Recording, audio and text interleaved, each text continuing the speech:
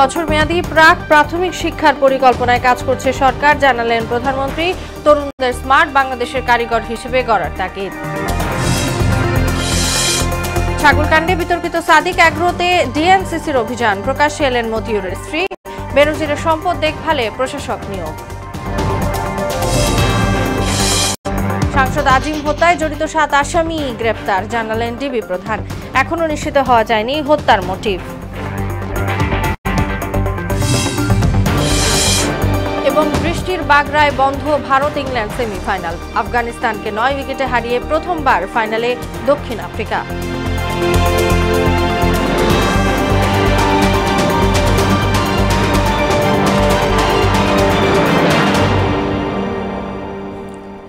আসসালামু আলাইকুম, সবাইকে মোহনা সংবাদে স্বাগত। শুনছিলেন শিরোনাম, সঙ্গে আছি তাসনুবা বিনতে তাহের। এবার বিস্তারিত। স্মার্ট বাংলাদেশ পরিচালনার দক্ষ কারিগর হিসেবে গড়ে উঠতে নতুন প্রজন্মকে তাগিদ দিয়েছেন প্রধানমন্ত্রী শেখ হাসিনা। জাতীয় প্রাথমিক শিক্ষা সপ্তাহের উদ্বোধন অনুষ্ঠানে তিনি জানান, সুষম, জনকল্যাণমুখী ও মানসম্পন্ন শিক্ষা ব্যবস্থা গড়ে তুলতে কাজ করছে সরকার। পড়াশোনার পাশাপাশি শিশুদের শারীরিক ও সংস্কৃতি চর্চায় উদ্বুদ্ধ করতে সংশ্লিষ্টদের নির্দেশ দেন প্রধানমন্ত্রী। নাসির উদ্দিনের রিপোর্ট। নানামুখী উদ্যোগ গ্রহণ করেছে। শিশু বান্ধব প্রাথমিক শিক্ষা, স্মার্ট বাংলাদেশের দীক্ষা, এই প্রতিপাদ্যে শুরু হলো প্রাথমিক শিক্ষা সপ্তাহ 2024। ওসমানী স্মৃতি মিলনায়তনে এর উদ্বোধন করেন প্রধানমন্ত্রী শেখ হাসিনা। এ উপলক্ষে ক্রীড়া ও সাংস্কৃতিক নৈপুণ্যে শ্রেষ্ঠত্ব অর্জনকারী শিক্ষার্থী এবং স্ব ক্ষেত্রে অবদানের স্বীকৃতি হিসাবে শ্রেষ্ঠ ব্যক্তিদের পুরস্কার দেওয়া হয়। 2023 সালের জন্য 18 ক্যাটাগরিতে পদক পেয়েছেন 126 জন। বক্তব্যে প্রধানমন্ত্রী নিরক্ষরতা কমানো সহ শিক্ষা খাতের সার্বিক উন্নয়নে বর্তমান সরকারের পদক্ষেপ তুলে ধরে বলেন, এখন লক্ষ্য প্রযুক্তি ও জ্ঞান বিজ্ঞানে দক্ষ জাতি গঠন করা। কারণ আমরা সবসময় চাই যে আমরা একটা সুষম, জনকল্যাণমুখী, সার্বজনীন, মানসম্মত শিক্ষা ব্যবস্থা করতে চাই। আর শুধু ওই কেতাবি বই পড়ে না, এই ছোট ছোট শিশুদের ভিতরে যে মেধা, মনন, সেগুলো তো আমাদের বের করে আনতে হবে। পড়াশোনার পাশাপাশি শিশুদের ক্রীড়া ও সাংস্কৃতিক চর্চায় উদ্বুদ্ধ করতে সংশ্লিষ্টদের নির্দেশ দেন তিনি। শিশুর সাংস্কৃতিক, মানসিক এবং ক্রীড়া, এদিকেও আমাদের নজর দেওয়া। আমাদের দেশের অনেকগুলি খেলা আছে যেগুলিও খেলতে পারে, সেই ব্যবস্থাটাও নেওয়া। সব প্রশিক্ষণই বাচ্চা কাল থেকে দিলে পরে তারা ধীরে ধীরে উঠে আসবে। শেখ হাসিনা বলেন, উন্নত স্মার্ট বাংলাদেশ গড়ার দায়িত্ব বর্তাবে আজকের শিশুর কাঁধে, যার প্রস্তুতি নিতে হবে এখন থেকেই। একসময় তো আমাদের চাঁদেও যেতে হবে, চাঁদও জয় করতে হবে। আর সেই বিজ্ঞান সম্পন্ন জ্ঞান, সেই জ্ঞানটা আমাদের শিশুরা যাতে এখন থেকে পায়, তার জন্য ব্যবস্থা করতে হবে। আমার স্মার্ট বাংলাদেশের পরিচালক হিসেবে এবং সেই পরিচালনা দায়িত্ব তারাই নেবে, সেটাই আমাদের আশা। এরপর শিশুদের মনোজ্ঞ সাংস্কৃতিক আয়োজন উপভোগের পাশাপাশি তাদের সঙ্গে আনন্দ উল্লাসে শৈশবে হারিয়ে যান প্রধানমন্ত্রী শেখ হাসিনা। নাসির উদ্দিন, মোহনা সংবাদ, ঢাকা। 2023 সালে ক্ষমতাসীন আওয়ামী লীগের আয় ব্যয় দুটোই বেড়েছে। নির্বাচন কমিশনে জমা দেওয়া বিবরণ অনুযায়ী 2023 সালের 1 জানুয়ারি দলের ব্যাংক হিসেবে জমা ছিল 73,27,54,000 টাকা। বছর শেষে যা ঠেকে 90,55,31,000-এ। একই সময় ব্যয় হয়েছে 9,87,36,000 টাকা। আয় হয়েছে 27,14,45,000। আয়ের অর্থ এসেছে মাসিক চাঁদা, প্রাতিষ্ঠানিক অনুদান, মনোনয়নপত্র ও বিভিন্ন খাতে ফরম বিক্রি, বাড়ি ভাড়া ও ব্যাংক সুদ থেকে। আওয়ামী লীগের ব্যাংকে যে স্থিতি ছিল সেটা ছিল 73,27,54,000 টাকা। আমাদের আয় হয়েছে 27,14,35,000 টাকা। এইটার সোর্স কিভাবে আমাদের ইনকামটা হলো, মাসিক চাঁদা, আমার যারা মেম্বার, যারা সদস্য, তারা মাসিক চাঁদা দেন, সেটা 1,63,63,000 টাকা। সংসদ সদস্য আনারুল আজিম আনার কিলিং মিশনে জড়িত 7 জনই গ্রেফতার হয়েছে বলে জানিয়েছেন ডিএমপির অতিরিক্ত কমিশনার হারুনুর রশিদ। দুপুরে ডিএমপি মিডিয়া সেন্টারে আয়োজিত এক সংবাদ সম্মেলনে এ তথ্য জানান। চট্টগ্রামের সীতাকুণ্ড থেকে সর্বশেষ গ্রেফতার 2 আসামি মোস্তাফিজ ও ফয়সালকে 10 দিনের রিমান্ড চেয়ে আদালতে পাঠানো হবে বলে জানান ডিবি প্রধান। তবে হত্যার মোটিভ সম্পর্কে এখনও নিশ্চিত নয় ডিবি। ইমদাদুল হক খানের রিপোর্ট। চিকিৎসার জন্য ভারতের কলকাতায় গিয়ে খুন হন ঝিনাইদহ ৪ আসনের সংসদ সদস্য আনোয়ারুল আজিম আনার। হত্যাকাণ্ডে জড়িত সন্দেহে স্থানীয় আওয়ামী লীগের ২ নেতা সহ ৭ জনকে গ্রেপ্তার করে ডিবি পুলিশ। আর কলকাতা পুলিশের হাতে গ্রেপ্তার হয় আরও ২ জন। তবে এ হত্যায় কারা আর্থিক রাজনৈতিকভাবে লাভবান হয়েছে, হত্যার সুনির্দিষ্ট মোটিভ সে সম্পর্কে এখনও সুনির্দিষ্ট করে বলতে পারেনি ডিবি। ডিএমপি মিডিয়া সেন্টার আয়োজিত সংবাদ সম্মেলনে ডিবি প্রধান হারুনুর রশিদ বলেন, সম্ভাব্য সব কারণ নিয়ে তদন্ত করা হচ্ছে। সবগুলি কারণে খতিয়ে দেখছি এবং আমরা রিমান্ডে এনে পুঙ্খানুপুঙ্খ এদেরকেও জিজ্ঞাসাবাদ করব। এই ঘটনার সাথে সংশ্লিষ্ট যাদের বিরুদ্ধে আমাদের 164 গোয়েন্দা তথ্য এবং বিভিন্ন পারিপার্শ্বিক সাক্ষ্য, ডিজিটাল এভিডেন্স যাদের বিরুদ্ধে আসবে তাদেরকে আমরা এনে জিজ্ঞাসাবাদ আইনের অনুমতি নিয়ে জিজ্ঞাসাবাদ করব। তিনি বলেন, বিধানসভার কলকাতা পাবলিক স্কুলের সামনে থেকে এমপি আনারকে রিসিভ করে লাল গাড়ির কাছে নিয়ে যান ফয়সাল শাহজি। ওই এমপি আনোয়ার আজিম ভিকটিমকে নিয়ে লাল গাড়িতে ওয়েট করতেছিল শিমুল ভুইয়া মূল ঘাতক। এরা ৩ জন সেই গাড়িতে করে তারা আবার ওই কলকাতার ওই যে সঞ্জীবা গার্ডেনে নিয়ে গেলেন। সংসদ সদস্য আনার ক্লিন মিশনে ৭ জন অংশ নিয়েছে, ৭ জনই গ্রেপ্তার হয়েছে জানিয়ে তিনি বলেন, ডিবির হাতে গ্রেপ্তার ৪ জন ১৬৪ ধারায় জবানবন্দি দিয়েছে। ক্লিন মিশনের যে ৭ জন, এই ৭ জনের মধ্যে ৭ জনই কিন্তু আটক আছে। বাংলাদেশের পার্টি আছে ৫ জন, ইন্ডিয়ার পার্টি আছে ২ জন। এর ছাড়াও এর বাহিরে আরও ২ জন গ্রেপ্তার আছে। গ্রেপ্তার ফয়সাল ভুইয়া ও মুস্তাফিজুর রহমান আত্মগোপনের জন্য সীতাকুণ্ডের মাঝখানে পাতাল কালী মন্দিরে লাল ধুতি পরে হিন্দু পরিচয় লুকিয়েছিল বলে জানান ডিবির এই কর্মকর্তা। লাল ধুতি পরিহিত অবস্থায় সেখানে শুয়েছিল এবং তারা তাদের নাম ধারণ করেছিল। একজনের নাম পলাশ রায় আর একজনের নাম শিমুল রায়। এমদাদুল হক খান, মহানগর সংবাদ, ঢাকা। ছাগলকাণ্ডে তোলপাড় দেশ। এরই মধ্যে আলোচিত সেই ১৫ লাখ টাকার ছাগল ও ১.৫ কোটি টাকার গরু নিয়ে আলোচনায় আসা সাদিক অ্যাগ্রোতে অভিযান চালিয়েছে ঢাকা উত্তর সিটি কর্পোরেশন।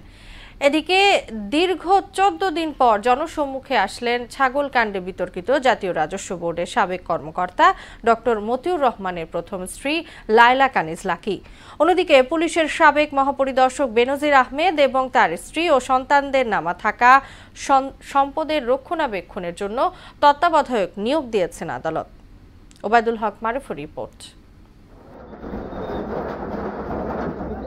রাজধানীর মোহাম্মদপুরে খাল এবং সড়কের জায়গা দখল করে অবৈধভাবে নির্মিত সাদিক অ্যাগ্রোতে উচ্ছেদ অভিযান চালিয়েছে ঢাকা উত্তর সিটি কর্পোরেশন। অভিযানের খবরে ইতিমধ্যে সাদিক অ্যাগ্রোর বেশ কিছু গবাদি পশু সরিয়ে নেওয়া হয়েছে। বৃহস্পতিবার সকালে শুরু হওয়া এই উচ্ছেদ অভিযানে নেতৃত্ব দেন ঢাকা উত্তর সিটির নির্বাহী ম্যাজিস্ট্রেট মুক্তাদির আহমদ।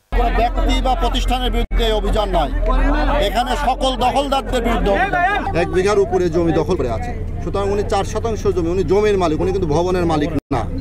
আমরা কিন্তু ভবন ভাঙছি, অবৈধ ভবন, এবং খালের ভিতরে যে অংশটা পড়েছে সেটাই কিন্তু আমরা ভেঙেছি। এদিকে দীর্ঘ 14 দিন পর জনসম্মুখে আসলেন ছাগলকাণ্ডে বিতর্কিত জাতীয় রাজস্ব বোর্ডের সাবেক কর্মকর্তা মতিউর রহমানের স্ত্রী লায়লা কানিজ লাকি। বৃহস্পতিবার সকাল 11টা থেকে দুপুর 1টা পর্যন্ত নরসিংদীর রায়পুরা উপজেলা পরিষদ কার্যালয়ে Bangabandhu gold cup football tournament সম্পর্কিত 2টি প্রস্তুতি সভায় অংশ নেন তিনি।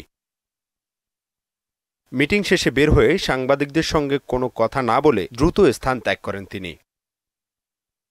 এদিকে পুলিশের সাবেক মহাপরিদর্শক বেনজির আহমেদ এবং তার স্ত্রী ও সন্তানদের নামে থাকা 8টি ফ্ল্যাট এবং 25 একর 27 কাঠা জমি রক্ষণাবেক্ষণের জন্য তত্ত্বাবধায়ক নিয়োগ দিয়েছেন আদালত। এর আগে বেনজির ও তার স্ত্রী কন্যাদের নামে থাকা সব সম্পত্তি বাজেয়াপ্ত ও ব্যাংক অ্যাকাউন্ট জব্দের নির্দেশ দেন আদালত। ওবায়দুল হক মারুফ, মহানগর সংবাদ, ঢাকা। বাংলাদেশের উপর দিয়ে ভারতের রেল ট্রানজিটের সিদ্ধান্ত জনগণ ভালোভাবে নেবে বলে মন্তব্য করেছেন আওয়ামী লীগের যুগ্ম সাধারণ সম্পাদক হাসান মাহমুদ। আর ভারতের সঙ্গে চুক্তি বা সমঝোতার আড়ালে দেশের জনগণের সঙ্গে সরকার বেইমানি করছে বলে অভিযোগ করেছেন বিএনপি মহাসচিব মির্জা ফখরুল ইসলাম আলমগীর। রাজধানীতে আলাদা অনুষ্ঠানে তারা এসব কথা বলেন। এমআর আসাদকে সঙ্গে নিয়ে রেজা খানের রিপোর্ট। প্রথম 7-8 মাস পরে আমি দেশে এসেছিলাম। পররাষ্ট্র মন্ত্রণালয়ে প্রকাশিত 2টি গ্রন্থের মোড়ক উন্মোচন করেন পররাষ্ট্রমন্ত্রী হাসান মাহমুদ। পরে সমসাময়িক নানা বিষয়ে সাংবাদিকদের প্রশ্নের জবাব দেন তিনি। ভারতের সঙ্গে রেল ট্রানজিটের কোনো চুক্তি এখনো হয়নি। এই বিষয়ে শুধু সমঝোতা স্মারক স্বাক্ষরিত হয়েছে জানিয়ে এতে দেশের জনগণ খুশি হবে বলে মন্তব্য করেন হাসান মাহমুদ। যেহেতু আমাদের অভিজ্ঞতা আছে ইতিমধ্যেই যে ভারত থেকে ট্রেন বেশ কিছুদিন ধরে, বেশ কয়েক বছর ধরে কলকাতা থেকে ঢাকায় আসে এবং সবাই খুশি, এ নিয়ে কোনো অভিযোগ এখনো পর্যন্ত কোনোদিন কেউ উপস্থাপন করেনি। সুতরাং আমরা যদি এটাকে ফার্দার এক্সপান্ড করি, সেটিও আমি মনে করি সবার জন্যই সেটি উপকারে আসবে। প্রধানমন্ত্রীর আসন্ন চীন সফরে রোহিঙ্গা প্রত্যাবাসনের ক্ষেত্রে গুরুত্বপূর্ণ সিদ্ধান্ত আসতে পারে বলেও জানান তিনি। রোহিঙ্গাদের রিপ্যাট্রিয়েশনের ক্ষেত্রে চীনের ভূমিকা অত্যন্ত গুরুত্বপূর্ণ। চীনের পার্টির যে মন্ত্রী তিনি এসেছিলেন, তার সাথেও আমরা এই বিষয়টি আলোচনা করেছি। মাননীয় প্রধানমন্ত্রীর সফরে অবশ্যই এটি অত্যন্ত গুরুত্ব সহকারে আলোচিত হবে। এদিকে বিএনপির কেন্দ্রীয় কার্যালয়ের সামনে এক মানববন্ধনে দলটির মহাসচিব বলেন, ভারতের সঙ্গে চুক্তি বা সমঝোতার আড়ালে দেশের জনগণের সঙ্গে সরকার বেইমানি করছে। বিদ্রোহ করবেন না, বেইমানি করবেন না, মানুষকে বোকা বানিয়ে তাদেরকে ভুল বুঝিয়ে এমন চুক্তিগুলো পাশ করবেন না, এমন স্মারক আপনার সমঝোতা স্মারক সই করবেন না।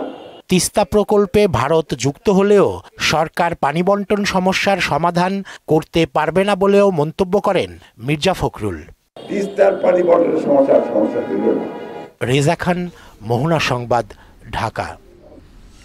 এইচএসসি পরীক্ষার্থীরা যানজটে পড়লে ট্রাফিক পুলিশের সহায়তা নিতে পারবেন বলে জানিয়েছেন ডিএমপি ট্রাফিক বিভাগের অতিরিক্ত কমিশনার মুনিবুর রহমান। দুপুরে পরীক্ষা উপলক্ষে সুষ্ঠু ট্রাফিক ব্যবস্থাপনা সংক্রান্ত সংবাদ সম্মেলনে তিনি এক কথা জানান। মুনিবুর বলেন, পরীক্ষার্থীদের সহায়তায় বিভিন্ন রোডে কুইক রেসপন্স টিম থাকবে। যদি কোনো পরীক্ষার্থী কেন্দ্রে পৌঁছাতে সমস্যায় পড়ে, সেখানে কুইক রেসপন্স টিম পরীক্ষার্থীদের দ্রুত কেন্দ্রে পৌঁছাতে কাজ করবে। যে কোনো প্রয়োজনে শিক্ষার্থীদের জরুরি সেবা 999-এ ফোন দেওয়ারও পরামর্শ দেন ডিএমপির এই কর্মকর্তা। পরীক্ষা কেন্দ্রে আগত পরীক্ষার্থীবৃন্দ যানজট বা কোনো অনাকাঙ্ক্ষিত সমস্যার সম্মুখীন হলে বা কোনো চ্যালেঞ্জের মুখোমুখি হলে কর্তব্যরত ট্রাফিক পুলিশের সহযোগিতা নেওয়ার জন্য অনুরোধ করা হলো। অতীতের অভিজ্ঞতার আলোকে এবার আমরা প্রত্যেকটি বিভাগে কুইক রেসপন্স টিম রাখার জন্য বিশেষভাবে অনুরোধ করেছি। বিভিন্ন কেন্দ্রে যখন পরীক্ষার্থীরা কোনো বিপদে পড়ে বা যদি তাদের সহযোগিতা প্রয়োজন হয়, তখন কুইক রেসপন্স টিম সাথে সাথে তাদেরকে অ্যাড্রেস করতে পারে। সাপে কাটা রোগীদের উপজেলা স্বাস্থ্য কমপ্লেক্সে পৌঁছাতে স্থানীয় এমপিদের এগিয়ে আসার আহ্বান জানিয়েছেন স্বাস্থ্যমন্ত্রী ডাক্তার শামুন্দুলাল সেন। দুপুরে রাসেলস ভাইপারের বিষয়ে সচেতনতা ও করণীয় শীর্ষক সেমিনারে তিনি এ আহ্বান জানান। প্রচুর পরিমাণ অ্যান্টিভেনাম মজুদ আছে জানিয়ে ভ্যাকসিনের অপ্রতুলতার তথ্যকে অসত্য বলেও মন্তব্য করেন তিনি। আমি মাননীয় সংসদ সদস্যদেরকে বলছিলাম যে আপনাদের তো অনেক হ্যান্ডস আছে, আপনাদের মেম্বার আছে, চেয়ারম্যান আছে, রোগী আনার দায়িত্বটা যদি আপনারা নেন, চিকিৎসকদের কাছে নিয়ে আসেন, চিকিৎসকরা তো চিকিৎসক হইতে, রোগী তো আনতে হবে, সেটা তো আর চিকিৎসকরা পারবে না। একটা ভুল তথ্য গিয়েছিল মানুষের কাছে যে ভ্যাকসিন নাই, রোগী মারা গেছে। দয়া করে প্লিজ এই ভুল তথ্যগুলো দিবেন না। হেইফার ইন্টারন্যাশনাল বাংলাদেশের আয়োজনে নারী, খামারি ও প্রাণী সম্পদ কেন্দ্রে কৃষি ব্যবসা সম্প্রসারণ শীর্ষক জাতীয় অবহিতকরণ সভা অনুষ্ঠিত হয়েছে। রাজধানীর গুলশানে এ সভার আয়োজন করা হয়। অনুষ্ঠানে প্রধান অতিথি ছিলেন প্রধানমন্ত্রী কার্যালয়ের এসডিজি বিষয়ক মুখ্য সমন্বয়ক আখতার হোসেন। বিশেষ অতিথি ছিলেন এনজিও বিষয়ক ব্যুরো মহাপরিচালক সাইদুর রহমান, প্রাণী সম্পদ অধিদপ্তরের মহাপরিচালক ডাক্তার মোহাম্মদ রেয়াজুল হক। আখতার হোসেন বলেন, এনজিওগুলোর সঙ্গে সহযোগিতার মাধ্যমে সরকার স্বাস্থ্যসেবা, শিক্ষা, দুর্যোগ ব্যবস্থাপনা এবং নারীর ক্ষমতায়নের বিষয়ে কাজ করছে। জাপানের ওকায়ামা বিজ্ঞান বিশ্ববিদ্যালয় বাংলাদেশে উদ্বোধন করেছে অনলাইন ক্যাম্পাস। এতে করে দেশে থেকে শিক্ষার্থীরা জাপানি বিশ্ববিদ্যালয় থেকে কম্পিউটার বিজ্ঞান বিষয়ে স্নাতক ডিগ্রি অর্জন করতে পারবে এবং শিক্ষা শেষে কর্মসংস্থানের নিশ্চয়তাও দেবে জাপানি ওয়াকায়ামা বিজ্ঞান বিশ্ববিদ্যালয়। সন্ধ্যায় জাতীয় প্রেস ক্লাবের সংবাদ সম্মেলনে এসব কথা জানান স্থানীয় প্রতিনিধিত্বকারী প্রতিষ্ঠান ভালোজব.com-এর ব্যবস্থাপনা পরিচালক মইনুল তাহমিদ। এতে উপস্থিত ছিলেন বিশ্ববিদ্যালয়ের উপাধ্যক্ষ নাওতো টোমিওকা। যারা দেশের বাইরে যাওয়ার চান্স থাকে না, তাদেরকে যেন আমরা বাংলাদেশ থেকে জাপানিজ ডিগ্রি দিতে পারি এবং জাপানে গিয়ে কম্পিউটার ইঞ্জিনিয়ারের উপর ডিগ্রি নিয়ে যেন জাপানে গিয়ে তারা জব করতে পারে, এই সুযোগটা আমরা করে দিতে সক্ষম হয়েছে। দেশের বিভিন্ন স্থানে বন্যা পরিস্থিতি উন্নতি হলেও বানভাসীদের দুর্ভোগ কমছে না। আশ্রয়কেন্দ্র ছেড়ে বাড়িঘরে ফিরতে শুরু করলেও বাড়িঘরের ছন্নছাড়া অবস্থায় জীবনযাত্রা ব্যাহত হচ্ছে। সুনামগঞ্জের নিচু এলাকার পানি নামছে ধীর গতিতে, ফলে ইচ্ছা থাকলেও বাড়ি ফিরতে পারছেন না হাজারো মানুষ। এখনো বিভিন্ন আশ্রয়কেন্দ্রে 10,000-এর মতো বন্যার্ত অবস্থান করছেন। জেলা প্রশাসনের পক্ষ থেকে তাদের খাদ্য ও ত্রাণ সহায়তা দেওয়া হচ্ছে। ক্ষতিগ্রস্তদের তালিকা তৈরি করে পুনর্বাসনের ব্যবস্থা করার আশ্বাস দিয়েছেন ডিসি। শেষ করব মোহনা সংবাদ, যাবার আগে শিরোনামগুলো জানিয়ে দিচ্ছি আরো একবার।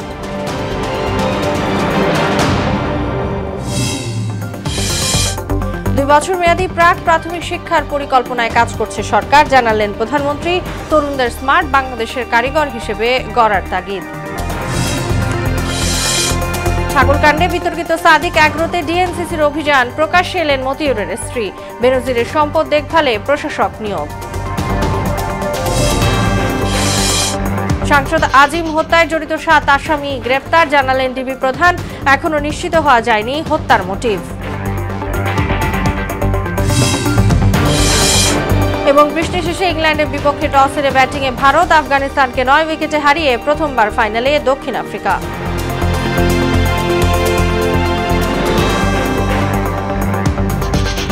এই ছিল এখনকার মোহনা সংবাদে। পরের সংবাদ রাত 12টায়। মোহনার সবশেষ খবর জানতে ভিজিট করুন www.mohana.tv। সংবাদ দেখতে পান ফেসবুক ও ইউটিউবেও। এতক্ষণ সঙ্গে থাকার জন্য সবাইকে ধন্যবাদ।